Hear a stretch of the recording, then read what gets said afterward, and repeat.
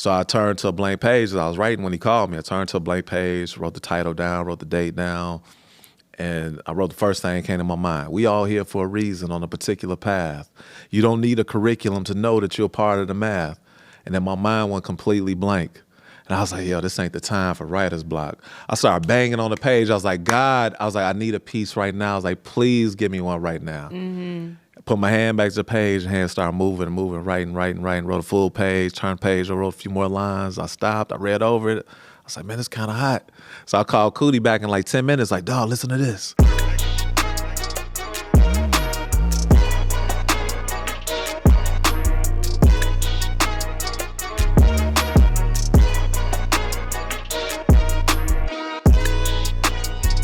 What's up, everybody? You are tuned in to yet another Select Conversation by UnitedMasters, presented by Ally, and I'm sitting here with the one, the only, the Grammy-nominated, NAACP award-winning, come on now, performance poet. Hey now, the writer, the one and the only. I mean, you're the only one I know. Hey, Jay Ivy, everybody. Thank you so much. It's good to be here. We are so happy to have you here at Select Conversations. Thank you. Man, it's a blessing and an honor to be here. I'm so excited about Select Con. So excited, to be a part of the UnitedMasters family. So it's a celebration. It's a celebration. Right, because you're also a UnitedMasters artist. So how has that been for you so far? It's been incredible. So my latest album, Catching Dreams, live at Fort Knox, Chicago, was put out through UnitedMasters, and we got nominated for a Grammy. So I mean, it's going pretty good. It's gonna be very, very well. And you were in a very tough category. Like you were next to the likes of Don Cheadle, Barack Obama. Like, and even though you didn't win, to me, I feel like that's a respectable L. Like that's a capital L right there. Yeah, like, it was honorable. It was a huge win for poetry, for the artist spoken word. It was huge. It was.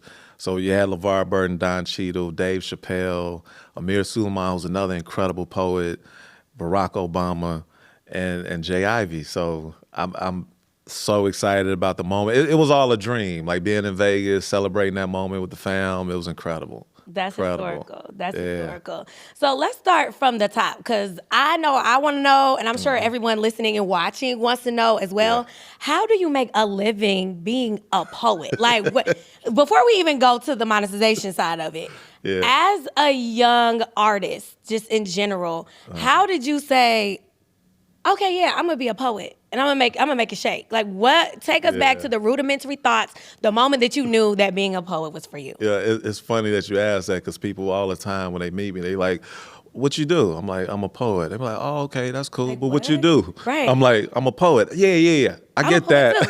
What you do to make money? Right. So I mean, coming up, it was something that I didn't aspire to be. I wasn't aspiring to be a poet. That wasn't what I was trying to grow up to be. I had this English teacher, name is Argue. What I learned, you're not gonna argue with somebody, name is Argue. Right. And she had us write a poem for homework. I write the poem, come to class the next day. She make everybody read that poem in front of the class. And then she gave me an A on the poem, but then she made me do this show, and I got a standing ovation my first time ever on stage. Wow. So I just really fell in love with the idea of having a voice. I was one of those broken kids who lacked confidence, super insecure, and then when I found this space on stage, like my entire life changed. So I was really just pursuing the love and the passion and that feeling that I got the first time. Just okay, how do I get that feeling again? Right. And then I remember the first time, and this is some years gone by, because I started in high school and then was doing stuff in college, Illinois State. Shout out to the Redbirds. All right. Redbirds. But and shout out to Rich Central. But I remember somebody giving me $25, right? I did this show and they gave me $25 and I was surprised. I'm like, you giving me money to do this? I love doing this. I would do this. Gave me 20. It was so many shows up to that point that I'd done for free. I remember, you from Atlanta. I remember doing the Atlanta Arts Festival.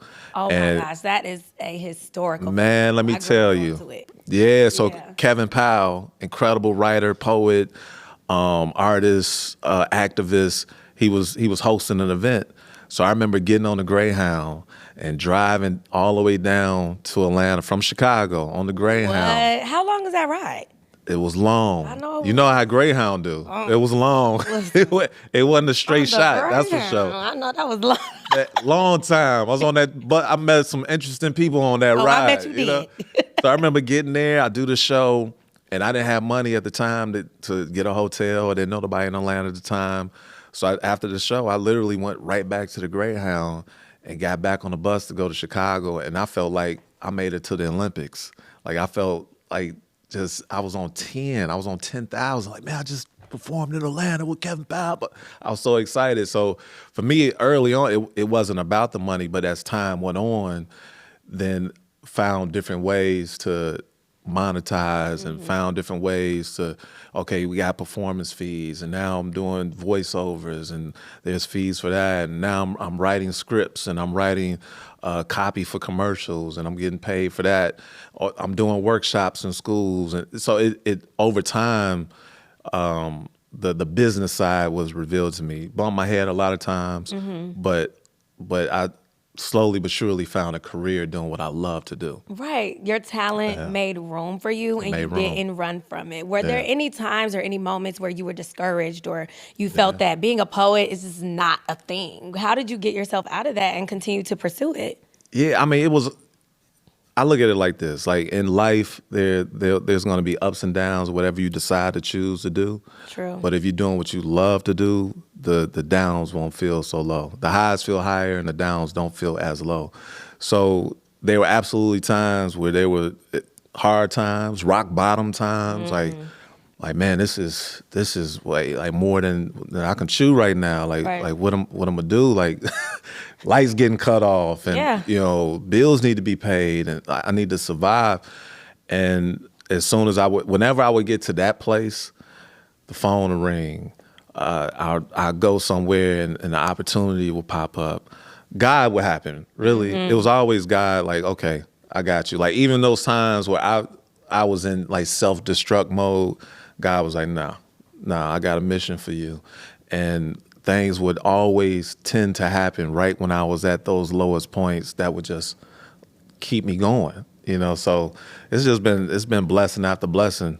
That's amazing. That's amazing. And you have a very stellar tribe, I'd say. Back when y'all was dusty. I'm sure y'all didn't know it, but Cootie, Chike, Ye, like so many names that have shaped music and artistry as we know, business as we know it today. You all were eye to eye at that rock bottom place many times. We saw that in the Genius documentary, but just having lived it. What was that like when you intersected with those amazing creatives, and how did you know that that's who was going to stick with you all the way?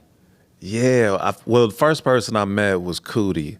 And back in Chicago, like the mid-'90s, late '90s, there was a Chicago Renaissance happening. You had so many incredible artists, so many incredible MCs and singers and poets and actors and dancers and comedians that were really thriving and just didn't want to stick to the motto of go to school, get a good job. Because that's all our parents told us. Go to school, get a good job. That's why I went to I-State. I was doing like my mama told me. All right, I'm going to go to school, and after I finish these 8 years, I'm going to because it wasn't going to be four. It wasn't going to be four.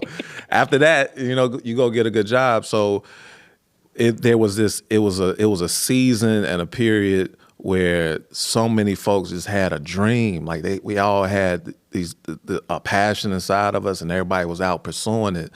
And mind you, this is the time where the Bulls are winning championships, and there was just this beautiful, big, bright light being shined was up on Chicago, and a lot of money flowing through Chicago too. So it was a lot of opportunity. The nightlife was popping.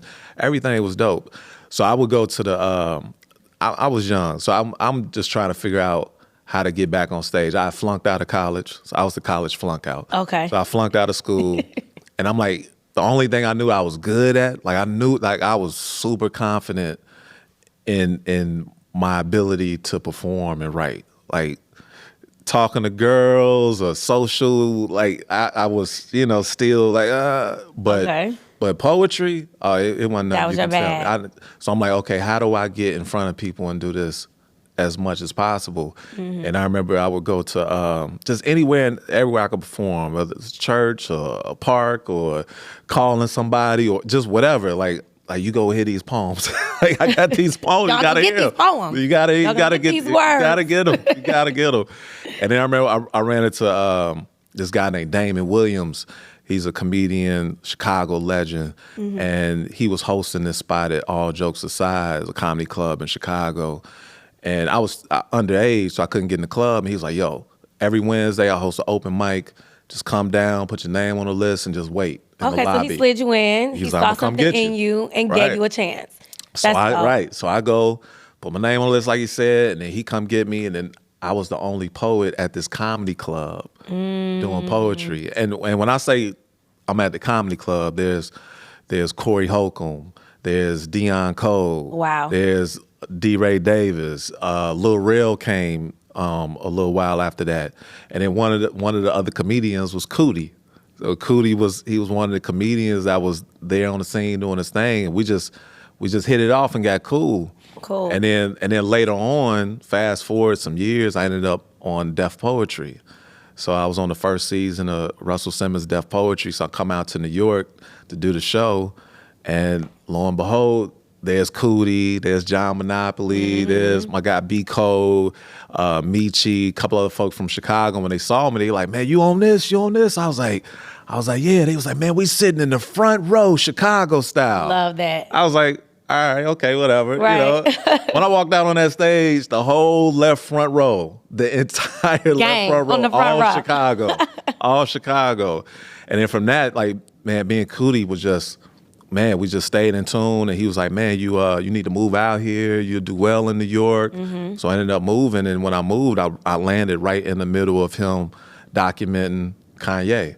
So I met Kanye in Chicago, but like in passing, like we didn't know each other like that. Right. But when I got here, it was like, you know, I'm in the height of Rockefeller and Kanye. Matter of fact, I got here in August of 2002, and Kanye signed his record deal like maybe 3 weeks later. So I literally landed in the perfect time. And then a few months later, I'm recording That's amazing. Never Let Me Down for the College Dropout. It was just, when I first got here, 3 weeks after I got here, I ended up in the studio. Yeah, break it down. Break it all the way down. Like, Because this divine it was, link up is it's really legendary. So take us from point A to point Z. Yeah, it was so divine. And so I come here, and like 3 weeks after I got here, and me and Cootie, at this point, we kicking it every day. Right. This is Heavy. This is my running buddy. So every day we kicking it, we going to parties, going to events, we building, we dreaming. We would always say, man, this time next year. That was our whole thing. Y'all were manifesting without even knowing it. Manifesting. Yeah. And it was just like it was just an incredible time. And then I remember I was in the studio, like 3 weeks later, I ended up in the studio with the RZA.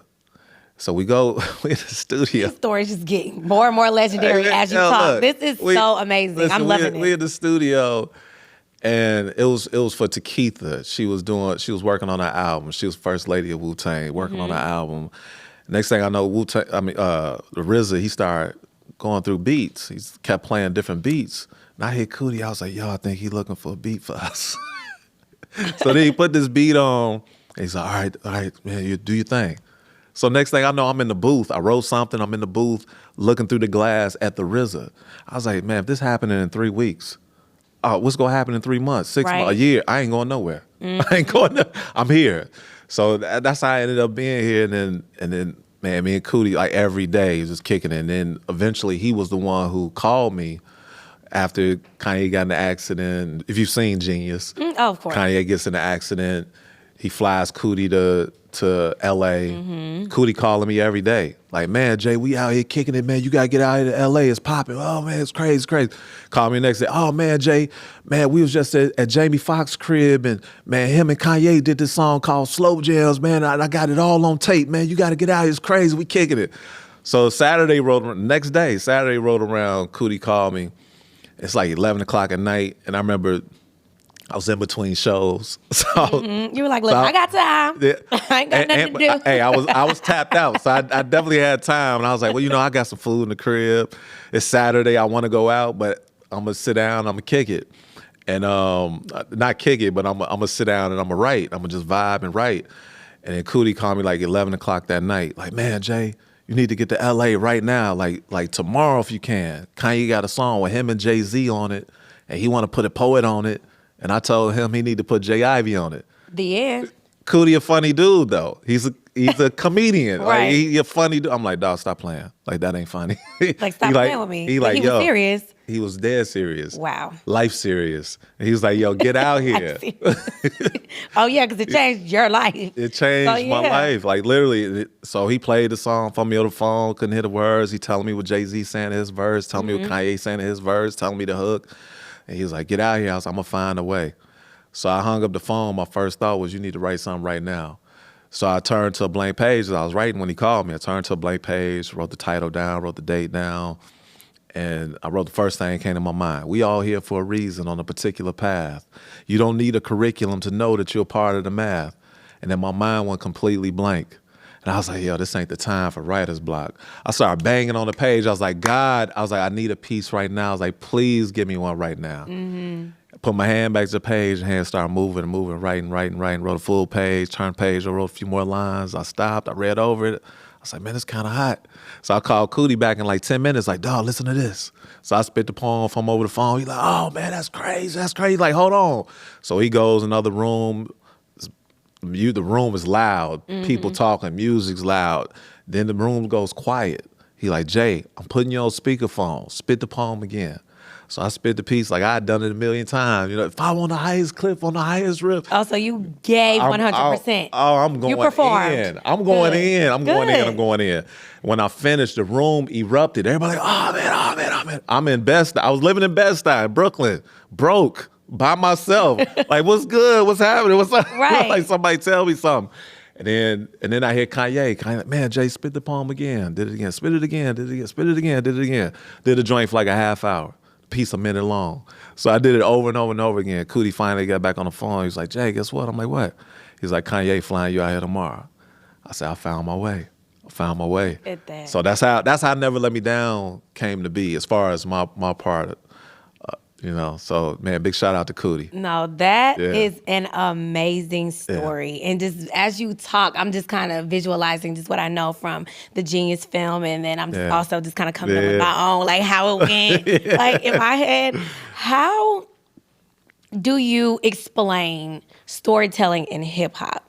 Because, you know, as a writer, you have to do that with your words. You write for different artists. You wrote films. How do you put yourself in a place of, I'd say, like a quintessential historian? Like, how do you become that? I mean, to me, hip hop is storytelling. They're one and the same. Like the hip hop was inspired by the last poets and Gil Scott-Heron, poets that would put their voices to the page, to the stage, and express what the Black experience was and what it was we were going through and fighting for, and hip hop came along and just ballooned into this beautiful, incredible canvas of just incredible stories from all walks of life. So when you think of hip hop, when I think of hip hop, storytelling's the first thing that comes to mind. Like, yeah, we gonna move with it, yeah, we gonna dance with it, but it's the story, it's the lyrics that really capture us and speak to our hearts and our spirits and say, yeah, man, that's what I'm going through. I feel that. And for me, it was always like I was inspired by the greats. You know, I was inspired by Run DMC and Slick Rick the Ruler and Big Daddy Kane, all these incredible storytellers that spoke directly to me. I felt like in music there wasn't anybody else speaking to me. Like, yeah, we can groove with some slow jams that your folks play, right. Or you know, we can watch MTV and watch what they playing over there, but hip hop was like that was everything. I remember riding my bike, South Side Chicago, to Evergreen Plaza. We called it Ever Black, because I love a good flip. We'll take something and make it ours in any type of way. It was always black folks, Ever Black. Boy. Right. And I remember riding my bike to the music store, and going to the joint, and I was babysitting my little brother Sergio. Big shout out Sergio. He just turned 40. Hey, Sergio, happy 40th. Hey. And I remember, so I had a little money. I was like, I'm gonna go buy me an album. This is my first experience of buying an album. And I went to the store and I didn't know what to get, and I'm just flipping through, and I come across this album with these two cats. They was like leaning in an X, and the title was "No More Mr. Nice Guy" by Gangstar, and I was like, yo, I never heard of them. I was like, what's this? The art pulled you in. The art pulled me in. I'm like, yo, I'm buying this. But I got $10 for this. Right. I bought that album and put it in my Walkman, and I'm riding back on my little BMX, going back to the crib, mind gone. You know, and to me, like that's what hip hop has always done. It jumps in your spirit. You know, it speaks to your soul. It put a smile on your face. It lets you know everything gonna be okay.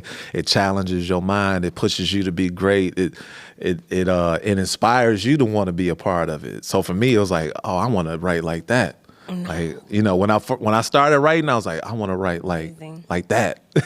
So like hip hop for me has been everything. I'm a hip hop baby. So Yo, I get that, and that story resonates directly with me because I also feel that hip hop has its way of choosing you. Yeah. I was the baby cousin running around, and my cousin had all these crazy CDs, like all the booty mixes, all the like So Def Bass All-Star volumes, like you name it, he had it in his room. Like one of those old school rooms where it's like floor to ceiling, you see CDs on CDs and CDs. And one time I asked, like, can I listen to one of your CDs? And Monty was like, no, it's too much cussing on that. You need to find her a CD she can listen to. Right. So he had a promo CD from Q-Tip, Vibrant Thing. And it had the explicit version, the radio edit, and then the instrumental. And I played it. He was like, skip the first one, don't. And if you listen to it, just don't tell her that. I'll let you listen to it. I'll tell her it's clean. I'm like, okay, cool. And it came on, don't, special girl, real good girl. I was like, I love this. And I listened to it the entire, because it was like a family dinner or something. I listened to it the entire night. And to this day, I'm like, okay, what else? Like, this is hip hop. I need more. And oh my gosh, like it just has a way of, like you said, just grabbing you and getting into your soul. And I wanted to be that. I'm like, I don't know how old I was very young. And I just remember thinking like, wow, I want somebody to feel like that about me. Like, I'm a special girl. I want to be a real good girl. I want to get good grades. I want to do this. When I smile, I want somebody to be excited. I want somebody to think I'm sweet. Yeah. I just thought and felt so many things. So I'm right there with you, bro. Like, hip-hop. Man, hip-hop is everything. It's such a special gift to the world. It is. And it's great to see the world appreciate it. You know, even though it's like, you know, when it comes to black folk and culture, like we've always been at the top and bottom of the totem pole. But, you know, we're so celebrated, but then we're marginalized at the same time. But like hip-hop, it helps us cut through, and storytelling. And the poets, they help us cut through and remind people of the greatness that we contribute to the world. And I'm glad that you brought up the greatness that spoken word brings to the world, because just recently I learned that there was even a spoken word category at the Grammys. Yeah. And I'm sure that other people, now that you're becoming more visible and you're here at Select Conversations talking to us about your career, because you got money and all that. Come on now. But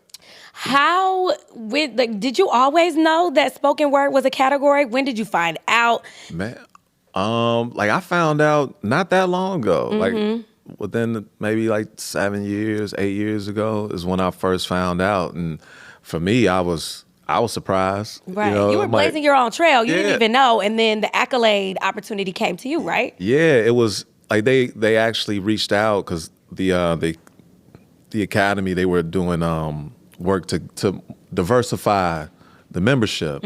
So they reached out to me and said, man, like, Jay, you ever thought about being a member of the Recording Academy? I was like, member? That's a thing? Like, there's membership?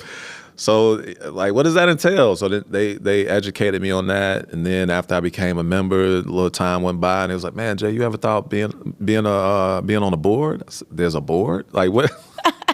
Like, what does that like entail? that in music. You just kind of learn as you go. You When the learn as you opportunities go. Come, you flow with it. Yeah, because you're the president of the Chicago chapter, Well, aren't you? I was. So I was president for 2 years. It's a 2-year term. You can't run Got you. consecutively. So you are a former president of the Former Chicago president, chapter of the but Grammy. now I'm or the Recording Academy, rather. right. Okay. And now I'm a national trustee. What? So, Explain that, because I've never. I so, don't know what so that let me means. tell you, you know, So educate us, it's J. a Ivy. very Educate us. it's a very special, prestigious Did y'all hear the voice change? title. You know? Special and prestigious. prestigious.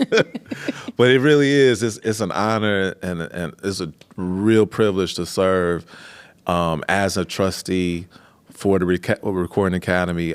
When I became president, I was in the history of the Recording Academy. There's 12 chapters that make up the Recording Academy. Okay. So in the history of the Recording Academy, I was the first poet to ever hold a president's seat in the history of the Grammys. Black history, right? everybody. Let's give it up for them. Yeah, so I ran and I was voted on, and it was an incredible experience. And then after that, it was like, well, what do you think about representing the Chicago, the Midwest chapter on the national level? So I decided to run for trustee. So now I ran, got voted in. So now I'm the first poet to ever hold a trustee seat.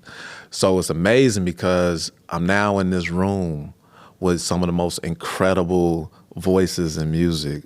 You know, and to give you an example, like Yolanda Adams is a Texas trustee, Bun B is a Texas trustee, P.J. Morton is a Memphis trustee, John Legend is a L.A. trustee. Prolific. You know, so now I'm in a room, J. Ivy, as a poet, I'm a trustee, and now poets, we have a voice in the room. So when I got on the board and started learning about the process and learning that there is a spoken word category, but over the years, audiobooks has dominated the category. Okay. So that's why you have a Don Cheadle and LeVar Burton, Barack Obama in the category, because it includes poetry, audiobook, storytelling.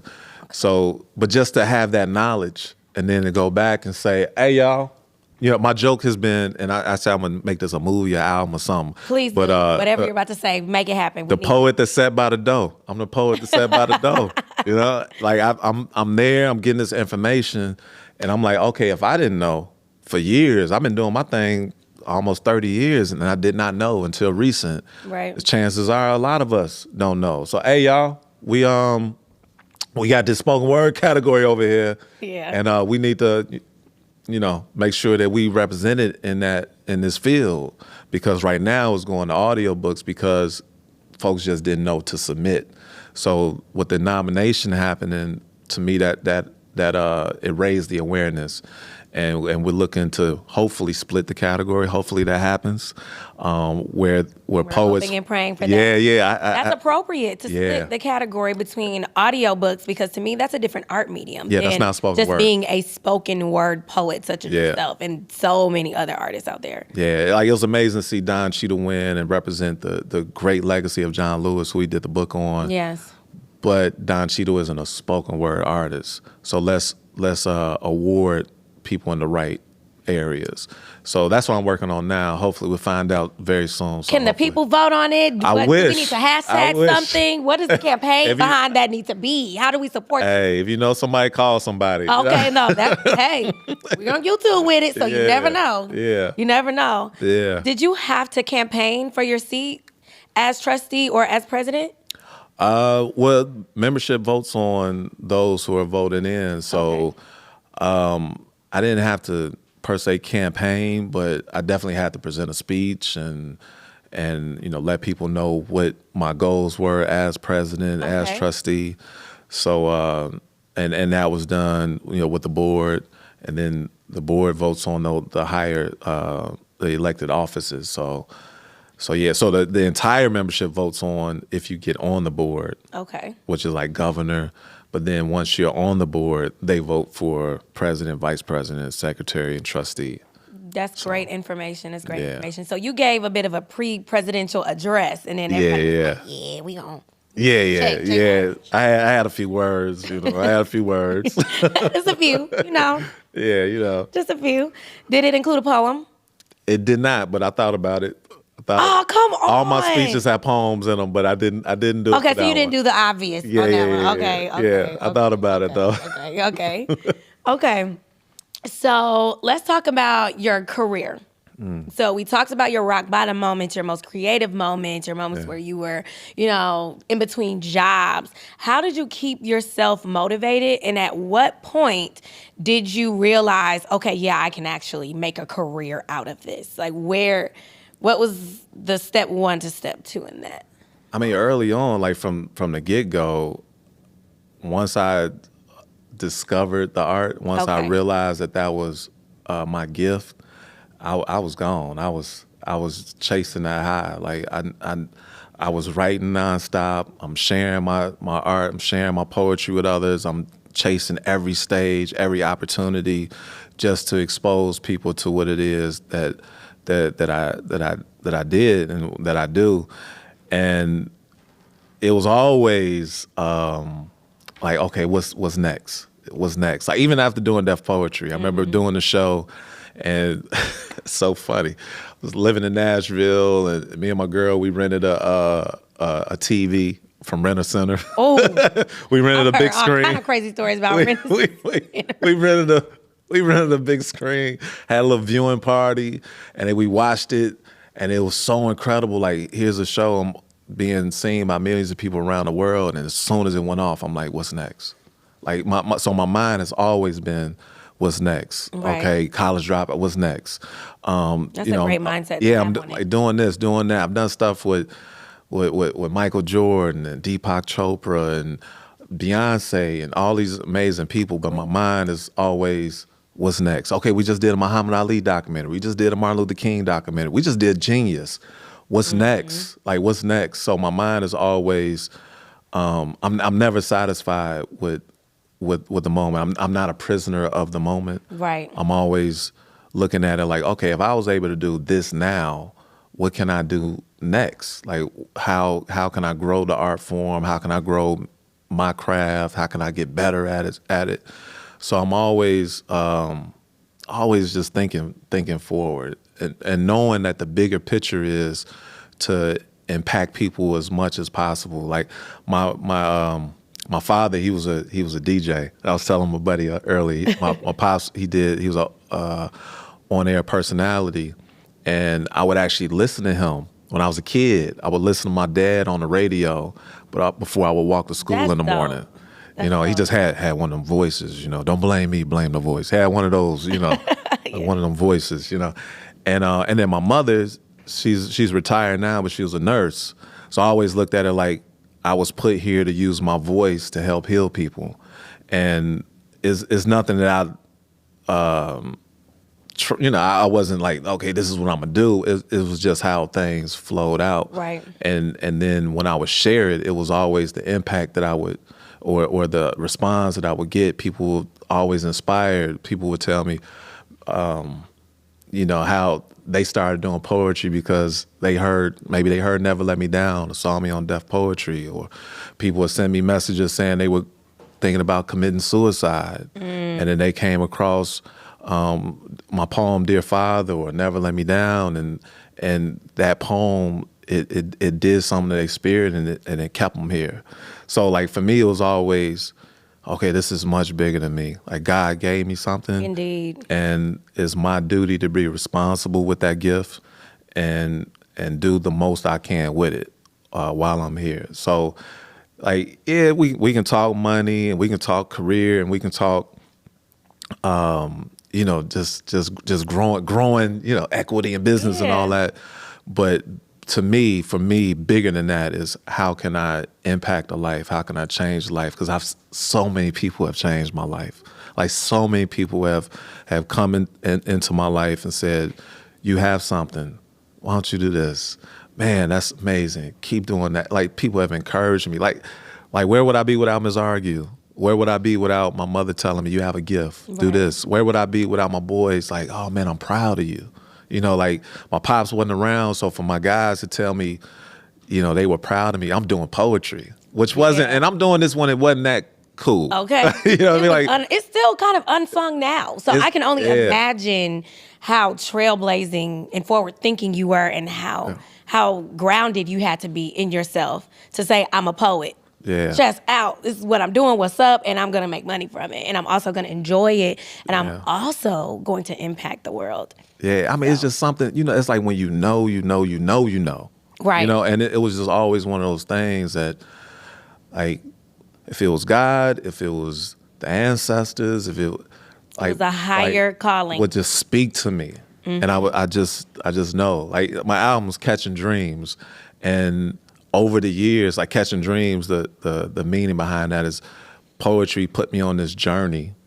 And over the course of this journey, I've been able to catch these moments, these experiences, I've been able to travel the world and meet new people, and it's all because of this art, right. And that's something that would just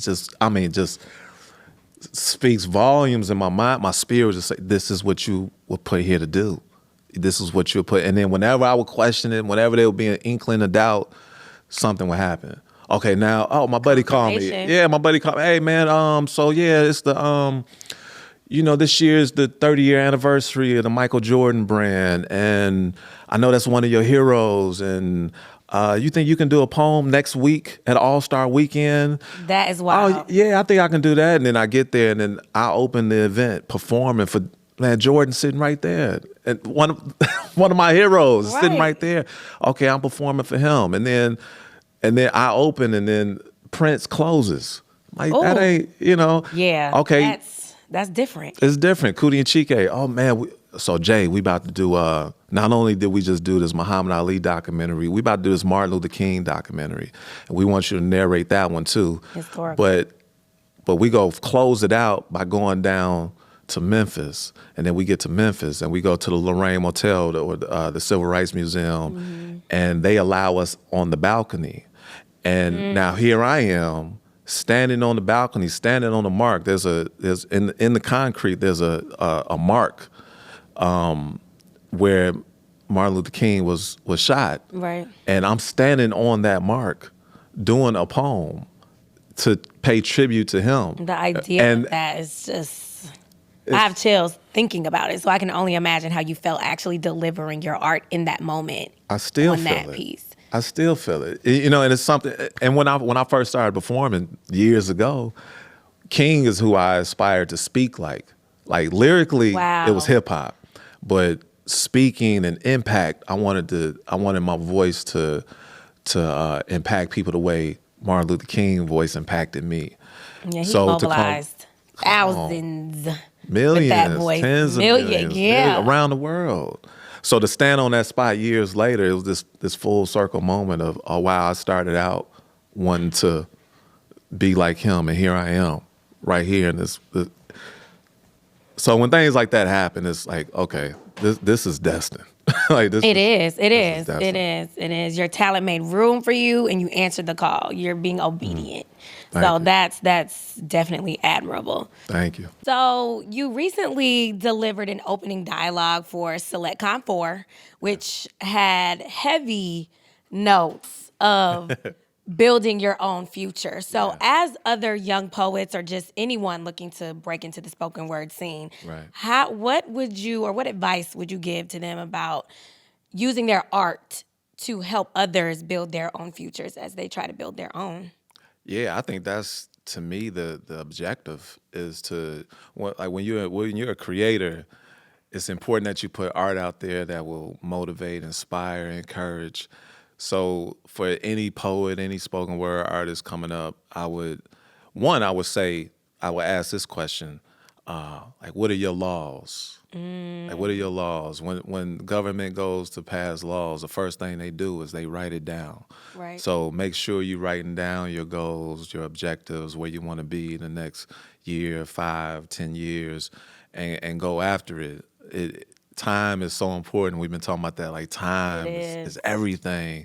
So what you do with your time is so incredibly important. So make sure you have a direct game plan, a blueprint for how you want to present your art and what impact you want your art to have on the world. Right. Because once you understand your intention and you're Yeah. intentional with everything, I feel that that's where purpose aligns. Yeah. And that's how you know you're doing the right thing. So Yeah. I'm definitely happy to hear that. And I also want to pull out an earlier point with being that you made about being a prisoner to the moment. Could you expound on that? I believe that's something that I need to hear more of. Everybody Yeah. watching and listening needs to hear more of. How do you know you're being a prisoner to the moment, and how do you pull yourself out of that? I mean, you got to learn to let go. You got to learn to let go. Yeah, absolutely. It's important that we celebrate those moments. Right. Like, you work hard to get to certain places. When you get there, absolutely celebrate it. But how long you celebrate it, that's when it becomes important to remind yourself, okay, time is still ticking. There is still more to do. And for me, it was always like just looking forward, like, okay, I did that. But again, like, if I was able to do that in this space, what can I do next? So when you caught up and you still like, oh yeah, I did X, Y, Z, like, yeah, that was cool. You know, like, man, what Andre say? You only as funky as your last cut. Oh, bars. Yes, that's You a know, gem. That's a gem. something be a has butt. You know how people don't know the lyrics. They say something you be a has butt. But the point is, don't be a has butt. Like, keep redefining who you are. Keep reinventing. Keep finding new ways to express and to create and to present the greatness that you have inside of you. Right. That's just. I think my mama would have liked that one. So called to snap here. Yeah. You know? I think my mama would have liked that line. No pun Shout out to Lady intended. P. Shout out to Lady P. Okay, bye. How you doing? So, speaking of celebration, a wise woman once told me that celebration doesn't always have to look a certain way. So, what does celebration look like for you? Is it popping bottles sometimes? Is it sitting down having a quiet moment? How do you differentiate celebration, and how do you find balance in those high moments? Because I mean, it's been giving hit after moment after legendary moment for a while for you. So how do you balance just so much success and then celebrating it and then getting ready for the next thing? Yeah, I mean, for me, it's the simple things. It might just be drinks with the fam, toasting it up, playing some dominoes, like just doing. Oh yeah, you real Chi-Town. Yeah. Oh, yeah, All yeah, the Chi-Town men I know love some dominoes. Gotta have some dominoes. Yeah. I travel with them. I ain't good at it, but I still have them. That's how I am with Uno cards. I don't play. Oh, you with got the Uno? I might. Hey. I might have Uno in the back. Hey, now. All right. Hey. Uno out. Remember that. Come on. But yeah, it's that. It's, you celebrate, you have fun, but, like even Cooney and Chike, we've been building and we working on Genius. And we worked on that for 2 years. It was a dream and a conversation for 20 years, and we finally got to it. It finally happened. It's finally out where the world is able to see it and appreciate it and celebrate it. And we like, okay, Ernie Barnes. That's the next documentary. We working on Ernie Barnes.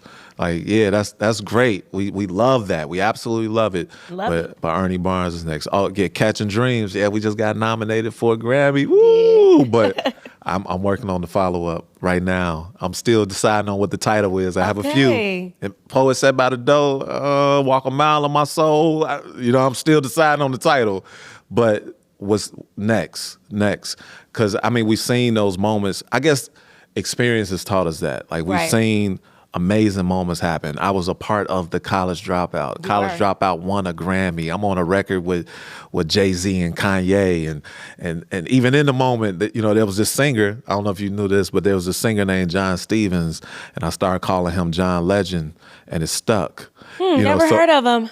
Yeah. So, there's these moments. There's these moments that we're a part of, but that's really, really dope. But man, like they say, a old wise man said on the south side of Chicago, that was then, this is now. This is now. This is now. This is now. So what you doing now? What are you doing now? Yeah, that's that's miles ahead of what have you done for me lately. It's like, no, what are you doing now? Yeah. And I feel that if we all put that into how we figure out what to do next, I think that'll always keep us a few steps ahead. So yeah, because and then a quick point too is it's like not holding on to the good and the bad. Because some people become prisoners of the moment that are tied to trauma and hard times. So, okay, you're not there right now.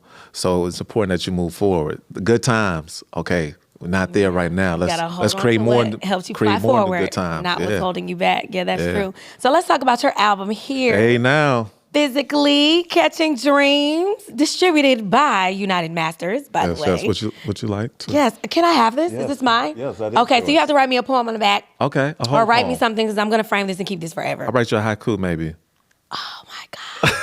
No, for real. That would be legendary. Don't play. That would be. I need that to happen. No, this is really dope. Thank you. Catching Dreams by Jay Ivy. Yeah. Make sure you stream it everywhere. Yeah. And where can people buy physical copies? Anywhere? Everywhere. I mean, but you can go to my website, j-ivy.com. That's the letter J-IVY.com. If you're on Instagram or Twitter, J_Ivy. The link is in the bio. Yeah. We keep the links in the bio. Okay. So yes, it's available on all streaming platforms. And this was, I put this album out in 2020. And in 21, we did a live version of this album with the band and Tari Teray, my beautiful, incredible wife and singer and songwriter. And we put the album out last year. And that was the live version of Catching Dreams is actually what was nominated. And another project that I am a part of is Catching Feelings by Tari Teray. So y'all be sure to check out that beautiful soul music, R&B. I did some writing on that, and it's absolutely incredible. It's like a deep, deep breath. So Catching Feelings by Tari Teray. And we all need a good exhale, I'm sure. So I will be listening to it. Yeah, we do. I will, and I hope we all that are watching and listening will listen to it. Somebody at UnitedMasters told me they had it in heavy rotation. So all right now. All right. Right. It's out there. If UnitedMasters has it, it's out there. That's one thing about UM. They're gonna make sure that they run it up every time and that it is everywhere it can be. So that's really dope. We listening. Is UnitedMasters. You see what I did? No, never mind. We listening. You're the poet extraordinaire, so you know I had to catch it. I was ready. I was so corny, but you know what I mean. So it wasn't a dad joke, it was like a dad poem? Yeah.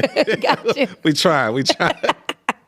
Well, thank you so much. This has been an amazing conversation. And again, thank you so much for tuning in, whether you're watching or listening. Make sure that you watch and like and comment, subscribe to Select Conversations by UnitedMasters, presented by Ally.